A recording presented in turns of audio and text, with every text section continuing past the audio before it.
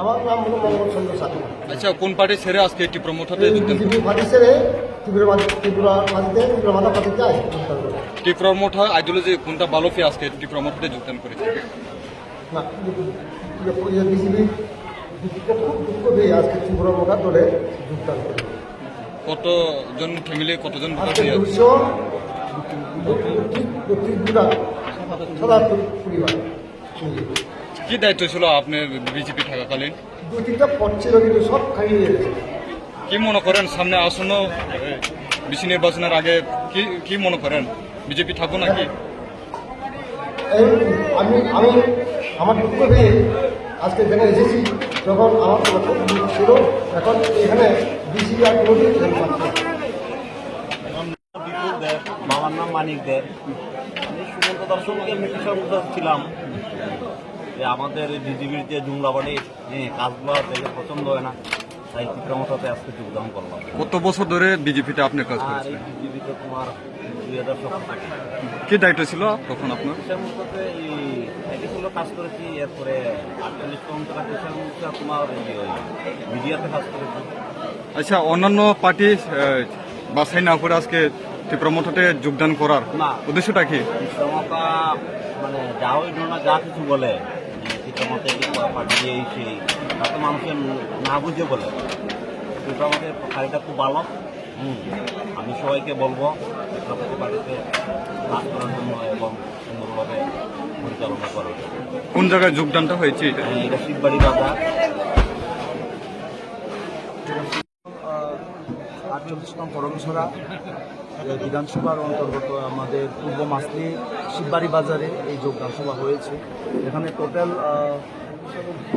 77 পরিবারে 232 voter, 232 voter BJP এবং অন্যান্য দল ছেড়ে তীব্রমতাতে যোগদান করেছেন। ওনাদের একটাই কথা যে এই বিজেপির দল নিয়ে আর ত্রিপুরা রাজ্যে রাজনীতি হবে না, উন্নয়ন হবে না।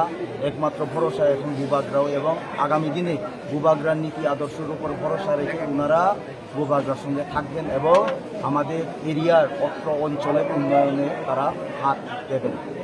দিন বাই দিন কন্টিনিউ বিভিন্ন দল ছেড়ে তীব্র মোথাতে যোগদান করা উদ্দেশ্যটা আপনি কিভাবে জানতে পেরেছেন? কি বিষয় নিয়ে ওরা আছেন? দেখুন, বিভিন্ন সময় থেকে আমাদের তীব্রমতাকে বিভিন্নভাবে মিথ্যাভাবে কলমালিপ্ত করার চেষ্টা করেছে বিজেপি এবং অন্যান্য দলগুলো।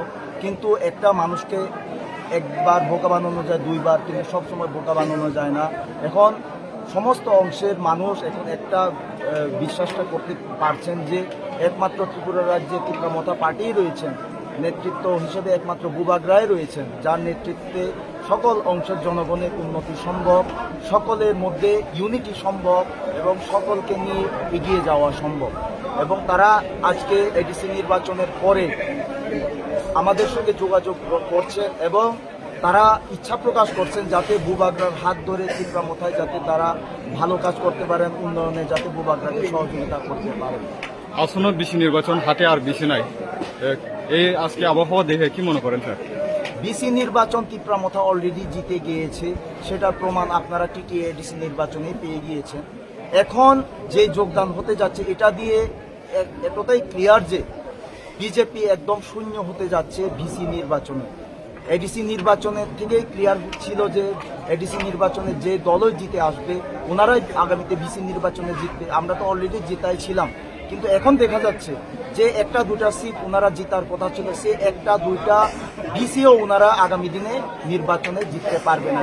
কারণ যে সংখ্যক আমাদের সকল অংশের জনগণ, বাঙালি ভাই থেকে শুরু করে চাকমা চুপুরে সকল অংশের জনগণ যেভাবে ভূভাগরার উপরে ভরসা রাখছেন, ভূভাগরার উপর আবার ভরসা করছেন এবং তীব্রমতাতে যোগদান করছেন। Thank you sir.